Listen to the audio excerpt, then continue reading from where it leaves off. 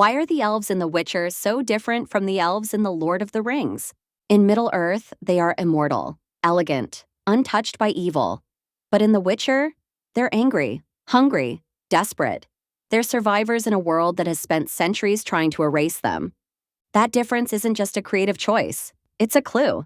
Because behind Sapkowski's world lies a brutal reflection of real history, a story about conquest, erasure, and survival. This is where fantasy holds up a mirror to history.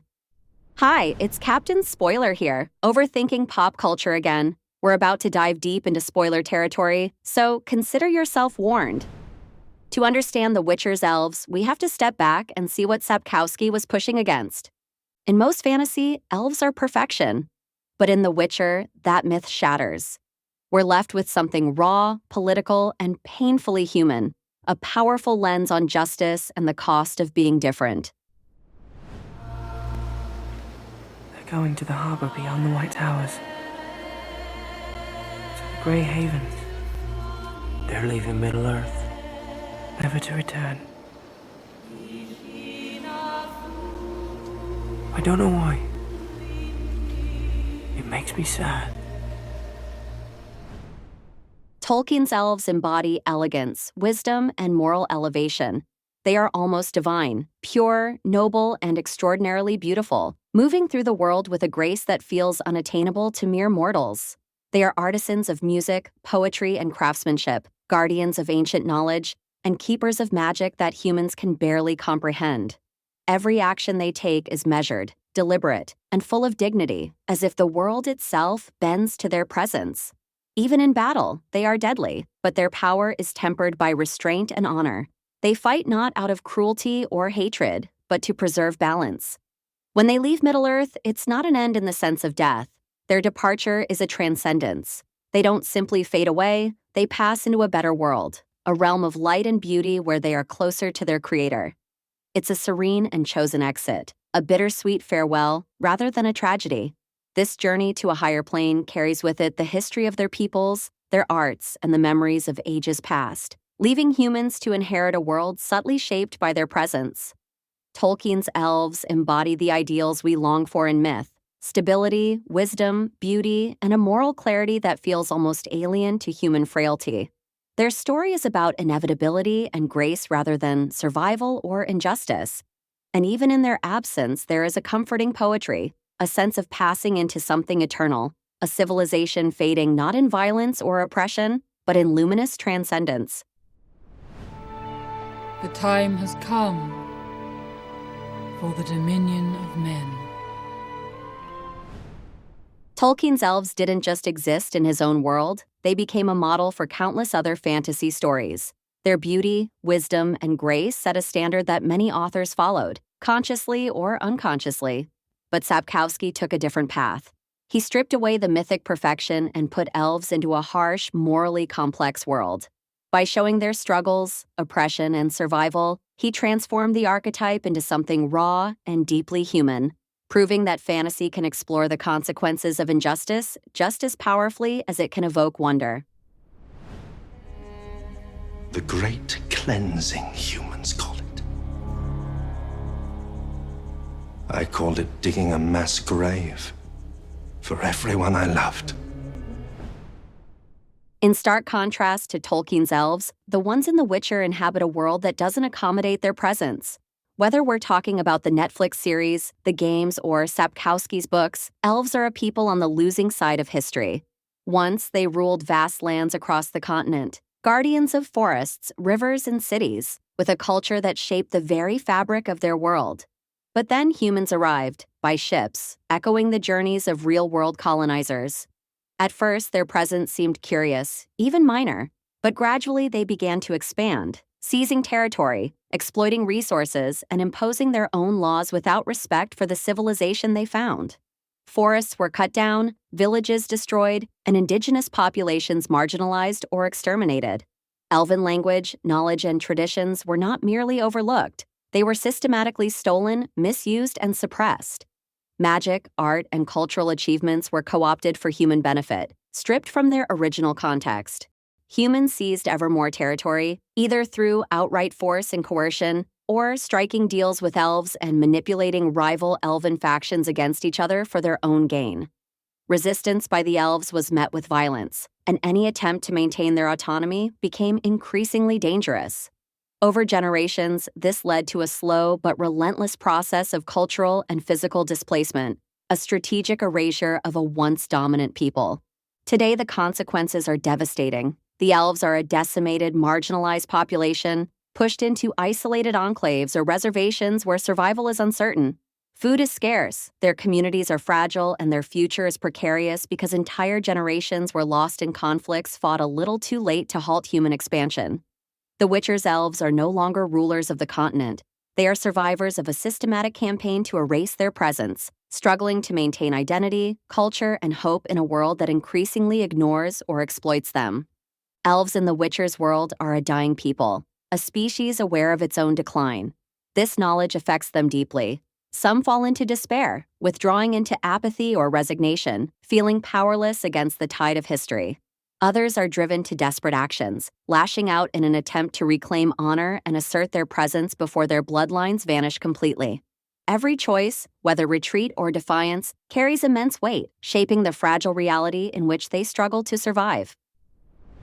Each sun sets on fewer elves. Our land is stained, our eld is dead.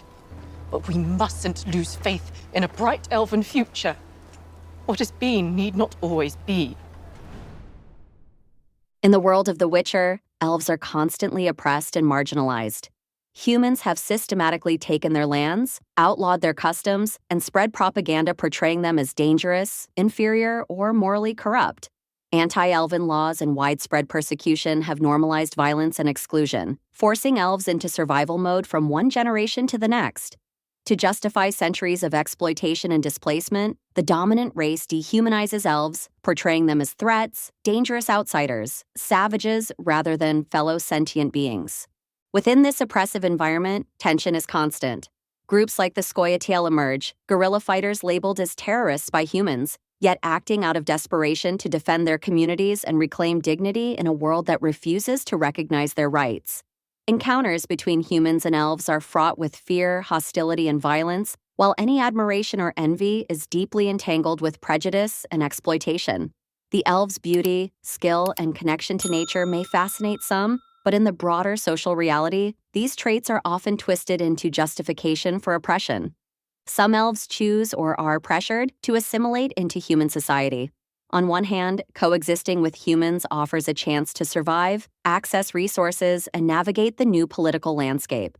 On the other hand, assimilation often comes at a steep price, abandoning language, traditions, and cultural identity, effectively eroding the very heritage that defines them. Do you sing our songs? Do you honor our elders? Have you ever shed a tear over anything elven? You are no elf. These difficult choices underscore the moral and emotional complexity of survival under systemic oppression. The series portrays these dynamics in a way that echoes real-world history. Dominant groups maintain power by portraying marginalized communities as other, creating social narratives that excuse injustice. Every act of resistance, every attempt to preserve language, culture, or sacred spaces is a struggle against a society that systematically seeks to erase them. Survival for the elves is not only about defending territory or culture, it's about asserting their humanity in the face of a world that consistently denies it. And you say you're so special. What you really mean is that you're just like Calanthe. You bring terror and you bring death wherever you are! The parallels to real-world colonialism are striking. The fate of the elves echoes the experiences of indigenous peoples in the Americas, whose lands were seized, cultures suppressed, and communities decimated by waves of colonization. Sapkowski drew heavily from these histories, but he also reflected events closer to home: the systematic persecution of Jews in Europe, where propaganda, discriminatory laws, and violence sought to erase entire communities. And in a modern context, the situation of the elves can remind us of the plight of Palestinians, forcibly displaced from their homes to make way for settlers. Displacement, cultural theft, and radicalized resistance are patterns that repeat across time and geography. The brilliance of Sapkowski's series is how it makes these patterns tangible, through complex characters, morally ambiguous choices, and a world that forces viewers to confront the cost of oppression. Even in a fantasy setting, the consequences of conquest, prejudice, and systemic marginalization are painfully clear. And perhaps the most sobering reflection is this: treating the other as disposable or inferior is sadly a recurring feature of human history. From continent to continent, generation to generation, similar patterns of fear, exploitation, and erasure resurface again and again. The story of the elves in The Witcher reminds us that these dynamics are not just relics of the past. They continue to unfold in various forms around the world today, forcing us to confront uncomfortable truths about human behavior and our complicity in such cycles. Your grandmother slaughtered my family. No, that's not true. She ordered it. After Filavandrel's uprising. She wouldn't do that. I was the only one left. Because I hid. I should have saved them. So, why are the elves in The Witcher so different from Tolkien's vision? Because they aren't here to be admired from afar. They exist to make us feel, to challenge our sense of justice, and to hold up a mirror to our world. Where Tolkien gives us myth and nostalgia, Sapkowski gives us a story of survival, oppression, and moral responsibility. Their difference is purposeful. They are a reminder that fantasy can be a lens for empathy, for questioning power, and for understanding the consequences of how societies treat those who are different. Ultimately, the story of the elves in The Witcher is more than just fantasy world building. Through the struggles, choices, and suffering of these characters, the series reminds us that empathy isn't optional, it's essential. Geralt's journeys, his encounters with humans and non-humans alike, are constantly pushing viewers to consider perspectives beyond their own, to feel the weight of lives that history, society, or power structures have tried to erase. The narrative urges us to question how we treat those who are different, to confront the legacies of injustice, and to recognize the humanity of those whom others might dehumanize. Even in a world of monsters, magic, and political intrigue, The Witcher is telling us something profoundly human, that understanding, compassion, and moral courage are what truly define a society. The elves' story, their loss, resilience, and ongoing struggle, challenges us to reflect on our own world. And perhaps the most important question it leaves us with is this: when we witness injustice or marginalization in our own lives and communities, will we act with empathy, or will we turn away? Thanks for watching. Don't forget to subscribe, and if this video resonated with you, take a look at this next one.